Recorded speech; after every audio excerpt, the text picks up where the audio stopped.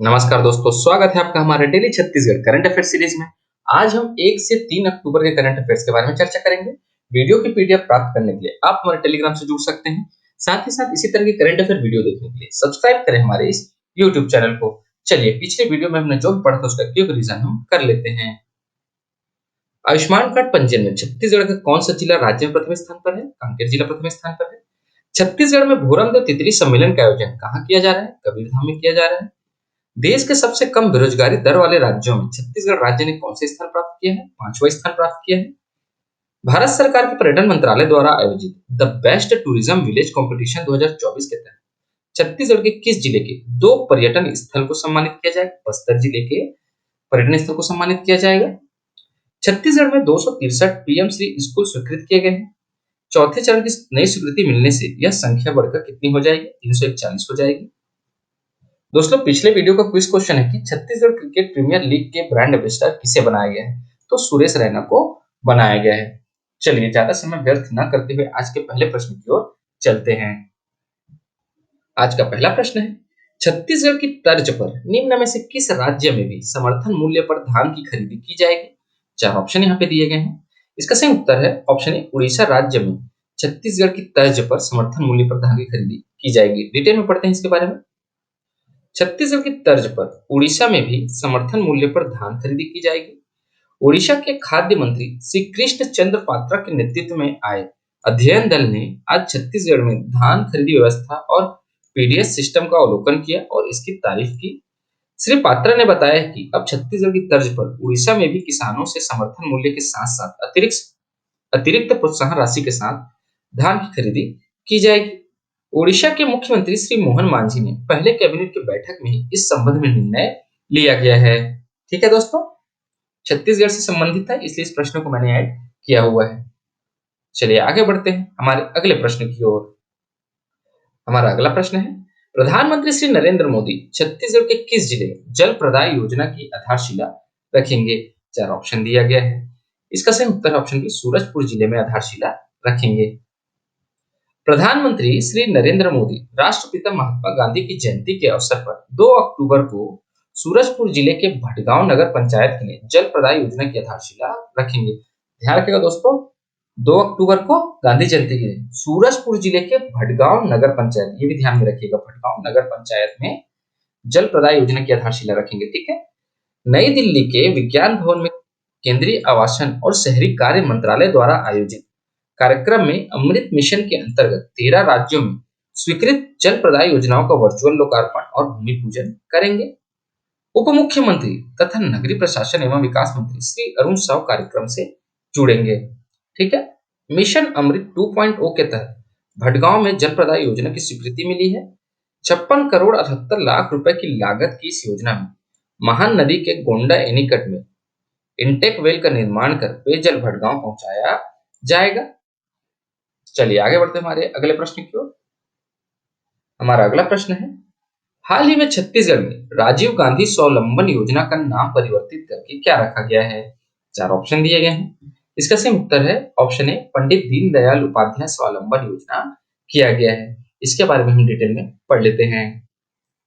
हाल ही में छत्तीसगढ़ राज्य में विष्णुदेव साय की सरकार ने 2 योजनाओं का नाम परिवर्तित किया है, जिसमें राजीव गांधी स्वावलंबन योजना का नाम परिवर्तित कर पंडित दीनदयाल उपाध्याय स्वावलंबन योजना रखा गया है और वहीं राजीव गांधी आजीविका केंद्र योजना का नाम परिवर्तित करके पंडित दीनदयाल उपाध्याय आजीविका केंद्र रखा गया है। तो ध्यान रखिएगा दोस्तों, 2 योजनाओं का नाम बदला गया है, जिसमें राजीव गांधी स्वावलंबन योजना को पंडित दीनदयाल उपाध्याय स्वावलंबन योजना किया गया है और राजीव गांधी आजीविका केंद्र योजना को पंडित दीनदयाल उपाध्याय आजीविका केंद्र योजना रखा गया है। तो बेसिकली इसमें क्या है ना, राजीव गांधी जी के नाम की जगह पंडित दीनदयाल उपाध्याय नाम को जोड़ा गया है इन दोनों योजनाओं में, इससे ज्यादा कुछ नहीं किया गया है।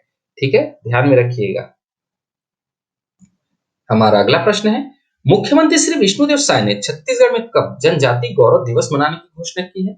4 ऑप्शन दिए गए हैं। इसका सही उत्तर है ऑप्शन डी, 15 नवंबर को जनजाति गौरव दिवस मनाने की घोषणा की है।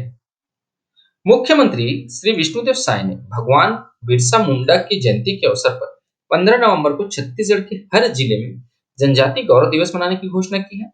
प्रधानमंत्री श्री नरेंद्र मोदी ने 15 नवंबर को बिरसा मुंडा की स्मृति में जनजाति गौरव दिवस मनाने का निर्णय लिया है और इस वर्ष भगवान बिरसा मुंडा की 150वीं जयंती है। ठीक है दोस्तों, तो 15 नवंबर को जनजाति गौरव दिवस मनाया जाएगा। किसकी याद में मनाया जाएगा? बिरसा मुंडा की याद में मनाया जाएगा। और कौन सी जयंती होगी? 150वें क्रम की जयंती होगी। ठीक है, चलिए आगे बढ़ते हैं हमारे अगले प्रश्न की ओर। हमारा अगला प्रश्न है, छत्तीसगढ़ ओलंपिक संघ के अध्यक्ष के रूप में निम्न में से किसे चुना गया है? 4 ऑप्शन दिए गए हैं। इसका सही उत्तर है ऑप्शन ए, श्री विष्णुदेव साय जी को चुना गया है। डिटेल में पढ़ते हैं। मुख्यमंत्री श्री विष्णुदेव साय को छत्तीसगढ़ ओलंपिक संघ का निर्विरोध अध्यक्ष चुना गया है। ओलंपिक संघ के कार्यकारिणी सदस्य के रूप में 12 लोगों को भी निर्विरोध चुना गया है। ठीक है, चलिए आगे बढ़ते हैं हमारे अगले प्रश्न की ओर। हमारा अगला प्रश्न है, केंद्रीय पर्यटन मंत्रालय की पर्यटन मित्र और पर्यटन दीदी योजना में छत्तीसगढ़ के किस जिले को शामिल किया गया है? 4 ऑप्शन दिए गए हैं। इसका सही उत्तर है ऑप्शन सी, रायपुर जिले को शामिल किया गया है। डिटेल में पढ़ते हैं इसके बारे में। केंद्रीय पर्यटन मंत्रालय ने विश्व पर्यटन दिवस के अवसर पर पर्यटन मित्र और पर्यटन दीदी योजना की शुरुआत की है। इस योजना में छत्तीसगढ़ राज्य के रायपुर जिला सहित देश के 50 प्रमुख पर्यटन स्थलों को शामिल किया गया है। अब इस योजना की उद्देश्य क्या है? तो पर्यटन को बढ़ावा देना, साथ साथ स्थानीय लोगों को रोजगार के नए अवसर प्रदान करना है। और ध्यान रखिएगा दोस्तों, इस योजना के अंतर्गत टैक्सी चालक, होटल कर्मी, दुकानदार और अन्य स्थानीय लोग पर्यटकों के साथ बेहतर आतिथ्य प्रदान करने के लिए प्रशिक्षित किए जा रहे हैं। तो बेसिकली क्या है, विश्व पर्यटन दिवस 2024 के अवसर पर पर्यटन मित्र पर्यटन दीदी योजना की शुरुआत की गई, पूरे देश में की गई। ठीक है, जिसमें छत्तीसगढ़ राज्य का रायपुर जिला जो है वो शामिल है।